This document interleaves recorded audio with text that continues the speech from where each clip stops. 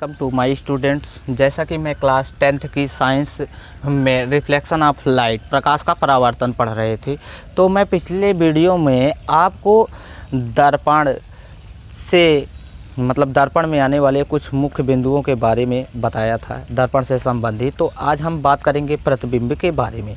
तो प्रतिबिंब के बारे में तो पहला मेरी हेडिंग बन जाएगा यहाँ पे क्या, प्रतिबिंब। ठीक है ना, क्या बनेगी, प्रतिबिंब। तो आज हम प्रतिबिंब के बारे में बात करेंगे। ठीक, प्रकाश की किरणें वस्तु के जिस बिंदु से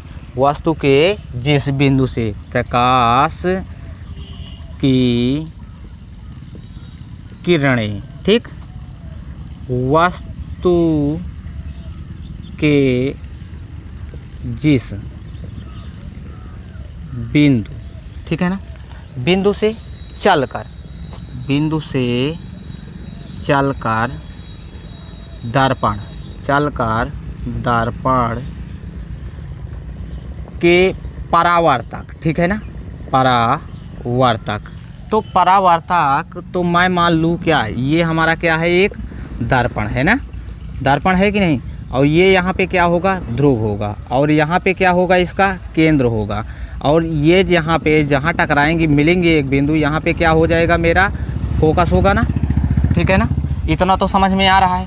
तो ये क्या है, मेरा परावर्तक पृष्ठ है, यही ना, यही है परावर्तक पृष्ठ। तो परावर्तक पृष्ठ कह रहा है कि प्रकाश की किरणें वस्तु के जिस बिंदु से चलकर दर्पण के परावर्तक पृष्ठ, मान लीजिए ये क्या है मेरा, ए और बी क्या है, एक दर्पण के सामने जब भी वस्तु रखी जाएगी वो दर्पण के बाएं साइड रखी जाएगी। ठीक है ना, तो मेरे बाएं साइड जो है, लेफ्ट साइड जो है मेरी वस्तु रखी गई है, वस्तु क्या है, ए बी। तो ये कह रहा है प्रकाश की किरणें वस्तु के जिस बिंदु से चलकर दर्पण के परावर्तक पृष्ठ, ठीक है ना, परावर्तन के पश्चात या परावर्तक पृष्ठ से परावर्तन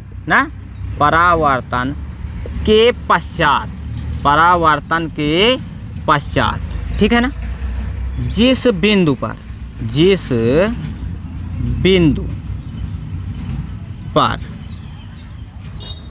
वास्तव में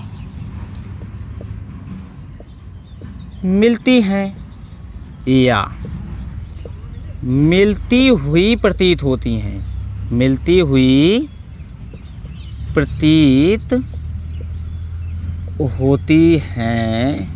ठीक है ना, मिलती हुई प्रतीत होती हैं, तो उसे वस्तु का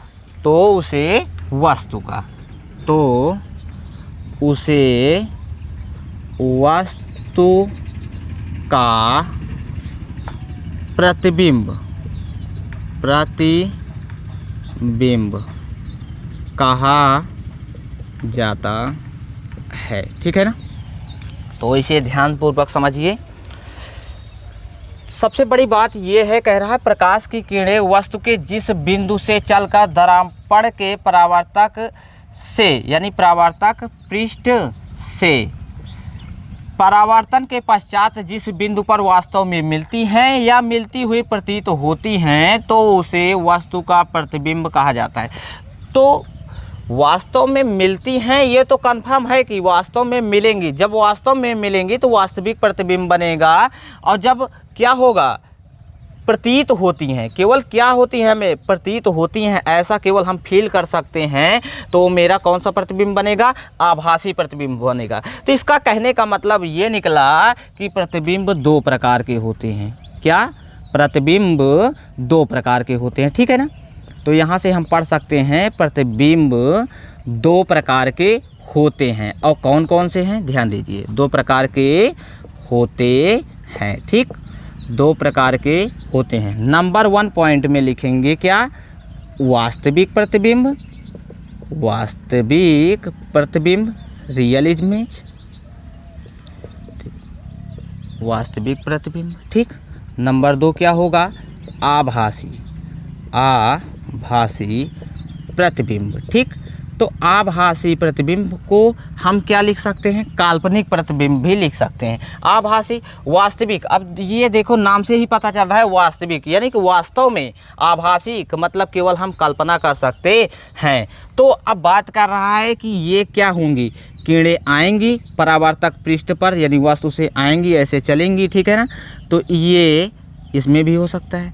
तो ये क्या होंगी, परावर्तक पृष्ठ से क्या करेंगी, परावर्तन होगा। इन किरणों का क्या होगा, परावर्तक पृष्ठ से क्या होगा, परावर्तन होगा। यानी कहने का मतलब है, मान लीजिए ये किरणें आई और इसके बाद यहाँ से निकल गई, ठीक है ना, ये यहाँ से निकल गई और ये क्या होगा, यहाँ से निकल गई, ये किरणें यहाँ से निकल गई। तो यही हमारा जो बिंदु होगा जहाँ पर ये किरणें एक दूसरे को काटेंगी, तो वही हमारा क्या बनेगा, प्रतिबिंब बनेगा। तो यहाँ पे हम पढ़ लिए प्रतिबिंब कैसे बना। तो इसके लिए अवतल दर्पण और उत्तल दर्पण से संबंधित कुछ प्रतिबिंब का बनना मुझे पढ़ना है। तो सबसे पहले मैं ये जान लूँ कि प्रतिबिंब होता क्या है, वास्तविक प्रतिबिंब कब बनेगा, आभासी प्रतिबिंब कब बनेगा। तो हम सबसे पहले बात करते हैं वास्तविक प्रतिबिंब की, ठीक है ना। तो वास्तविक प्रतिबिंब यहाँ पे, ठीक है ना, वास्तविक प्रतिबिंब, ठीक, वास्तविक प्रतिबिंब। वास्तविक प्रतिबिंब है क्या चीज़, वो चीज़ आप देखिए। किसी बिंदु वस्तु से चलने वाली प्रकाश की किरणें जिस परावर्तन या अपवर्तन के पश्चात जिस बिंदु पर वास्तव में मिलती हैं, किसी बिंदु से, ठीक है ना, किसी बिंदु से, किसी बिंदु से चलकर, ठीक है ना, प्रकाश की किरणें, प्रकाश की किरणें जिस परावर्तन या अपवर्तन के पश्चात, परावर्तन या अपवर्तन के पश्चात जिस बिंदु पर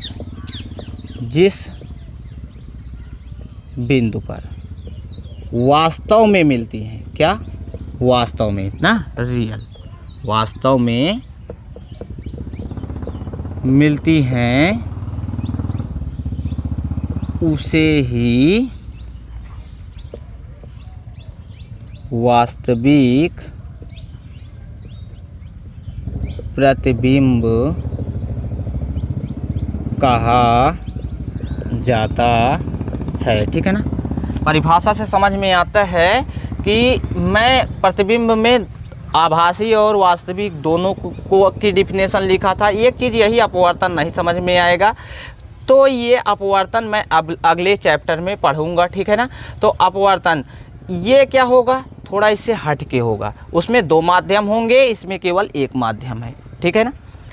तो परावर्तन जो होगा एक ही माध्यम में होगा, अपवर्तन जब भी होगा दो माध्यमों में होगा, ठीक है ना। तो हम यहाँ पे केवल परावर्तन के बारे में बात करेंगे, केवल परावर्तन ही समझना। यहाँ पे किसी बिंदु से चलकर प्रकाश की किरणें जिस किरणें परावर्तन या अपवर्तन के पश्चात जिस बिंदु पर वास्तव में मिलती हैं, उसे ही वास्तविक प्रतिबिंब कहा जाता है, ठीक है ना। तो अगर कह दिया जाए वास्तविक प्रतिबिंब, तो वास्तविक प्रतिबिंब किस में होगा, ये तो अवतल दर्पण में बनेगा, ठीक है ना। तो इसमें हम लिख सकते हैं वास्तविक प्रतिबिंब ना, वास्तविक क्या होगा, प्रतिबिंब, वास्तविक प्रतिबिंब सदैव अवतल दर्पण में बनता है। किसमें, अवतल दर्पण में बनता है, ठीक है ना, अवतल दर्पण में बनता है। ये क्लियर है, ठीक है ना। एक चीज़ ये याद रखेंगे, मोस्ट इम्पॉर्टेंट पॉइंट होगा, वास्तविक प्रतिबिंब सदैव अवतल दर्पण में ही बनता है, ठीक है ना। जब भी आएगा आप ऑब्जेक्टिव क्वेश्चन में, जब भी क्वेश्चन आएगा तो ये ध्यान देंगे अवतल दर्पण, ठीक है ना। अगर जब भी वास्तविक की बात आएगा और दर्पण में बात आएगी, तभी हम उस पर टिक करेंगे, क्या, अवतल दर्पण में, ठीक है ना। तो वास्तविक प्रतिबिंब से संबंधित यानी कि अगर नोट लिखा जाए तो इसमें कुछ इसके मुख्य तथ्य दिए गए हैं। तो उस तथ्य के बारे में बात करूं तो पहला है वास्तविक प्रतिबिंब को पर्दे पर लिया जा सकता है। वास्तविक प्रतिबिंब को ना, वास्तविक प्रतिबिंब को किस पे, पर्दे पर लिया जा सकता है ना, लिया जा सकता है। ठीक, अच्छा ठीक है, पर्दे पर अगर लिया जा सकता है तो इसका मतलब है कि इनका उपयोग, वास्तविक प्रतिबिंब का उपयोग सिनेमा घरों में उपयोग किया जाता होगा। तो हम दूसरे पॉइंट में बात कर सकते हैं, सिनेमा के पर्दे पर बना प्रतिबिंब वास्तविक प्रतिबिंब होता है। तो दूसरे पॉइंट में बात करेंगे, सिनेमा घरों में बना प्रतिबिंब वास्तविक प्रतिबिंब होता है। ठीक है ना, होता है। ठीक है, यहाँ से 2 पॉइंट पता चल गया हमें। अब हम क्या बात करेंगे, आभासी प्रतिबिंब का। तो हमें कुछ करना है नहीं, यहाँ पे हम क्या करेंगे, आभासी यहाँ पे हम बना देता हूँ आपको और आपको समझा देता हूँ। ठीक, आभासी प्रतिबिंब, किसी बिंदु से चलकर प्रकाश की किरणें परावर्तन या अपवर्तन के पश्चात जिस बिंदु पर वास्तव में नहीं क्या मिलती हैं, मिलती हुई प्रतीत होती हैं। क्या, जिस बिंदु पर मिलती हुई प्रतीत होती हैं। ठीक है ना, प्रतीत होती है, उसे ही या उसी बिंदु को ठीक है ना, उसी बिंदु को वास्तविक आभासी प्रतिबिंब। ठीक, हम क्या पढ़ रहे हैं, आभासी। तो यहाँ पे मैं लिख सकता हूँ क्या, आभासी प्रतिबिंब कहा जाता है। ठीक है ना, आभासी प्रतिबिंब कहा जाता है। ठीक, तो यदि बात आ जाए आभासी प्रतिबिंब, तो इसके लिए भी हम यहाँ पे नोट उपयोग करेंगे ना। तो अब बात आती है यहाँ पे अवतल दर्पण, तो सदैव बात आएगी, तो सदैव के लिए नहीं, यहाँ पे हम ध्यान देंगे कहाँ बनेगा आभासी प्रतिबिंब। आभासी ना, मैं लिख सकता हूँ आभासी प्रतिबिंब। ठीक है ना, आभासी प्रतिबिंब। ओके, आभासी प्रतिबिंब समतल दर्पण। ठीक, कहाँ पे, समतल दर्पण में ठीक क्या होगा, सदैव बनता है। ठीक, समतल के साथ में कहाँ बनता है, उत्तल में भी बनेगा। ठीक है ना, यानी कि मैं कह सकता हूँ आभासी प्रतिबिंब जो होगा वो उत्तल दर्पण में भी बनता है। ठीक है ना, तो बात आती है समतल तथा उत्तल दर्पणों की पहचान, यानी कि इसके पहले मैं नोट पढ़ सकता हूँ, इसके लिए भी नोट लिखे जाएंगे। फर्स्ट पॉइंट है मेरे लिए, आभासी प्रतिबिंब को पर्दे पर नहीं लिया जा सकता है। यहाँ पर क्या, आभासी प्रतिबिंब ठीक है ना, को पर्दे पर नहीं लिया जा सकता है, पर्दे पर नहीं लिया जा सकता है। दूसरा पॉइंट जो हमारा दिया गया है क्या होगा, अगर जब इसको प्रतिबिंब मतलब क्या होगा, प्रतिबिंब पर्दे पर नहीं लिया जा सकता है, तो आभासी जो प्रतिबिंब होगा वो कैसा होगा, सीधा होगा, वास्तु के सापेक्ष सीधा होगा। क्या, आभासी प्रतिबिंब ना, आभासी प्रतिबिंब वस्तु के सापेक्ष सीधा होता है। क्लियर है ना यहाँ तक बात, ठीक है ना। तो आभासी प्रतिबिंब जो होगा अनरियल या आभासी, रियल वास्तविक, यानी कि अब बात की जाए आभासी तो मैं कह सकता हूँ कि आभासी अवतल दर्पण की अगर बात की जाए तो ऐसा नहीं है कि उसमें केवल, हाँ ये मैं कह सकता हूँ कि सदैव वास्तविक प्रतिबिंब अवतल दर्पण में ही बनते हैं। लेकिन अगर बात कर दी जाए कि यहाँ पे मैंने लिखा था समतल दर्पण में सदैव बनता है, जब भी बात की जाएगी समतल दर्पण की तब हम उसमें कौन सा प्रतिबिंब देखेंगे, आभासी। उत्तल दर्पण में भी, और बात कर दी जाए तो अवतल दर्पण में भी आभासी प्रतिबिंब बनेगा। वो भी कब बनेगा, जब दर्पण के ध्रुव तथा फोकस के मध्य रखी गई वस्तु होगी, के बीच में रखी गई वस्तु होगी, तब उसका क्या बनेगा, प्रतिबिंब दर्पण के पीछे बनेगा, आभासी होगा, सीधा होगा और वस्तु की अपेक्षा बड़ा होगा। मैं इसको बाद में बात करूंगा, अवतल दर्पण में बनने वाले प्रतिबिंबों के बारे में जब मैं पढ़ूंगा तब यहाँ पे बात करूंगा। इससे पहले मुझे बात करनी है स्टॉप।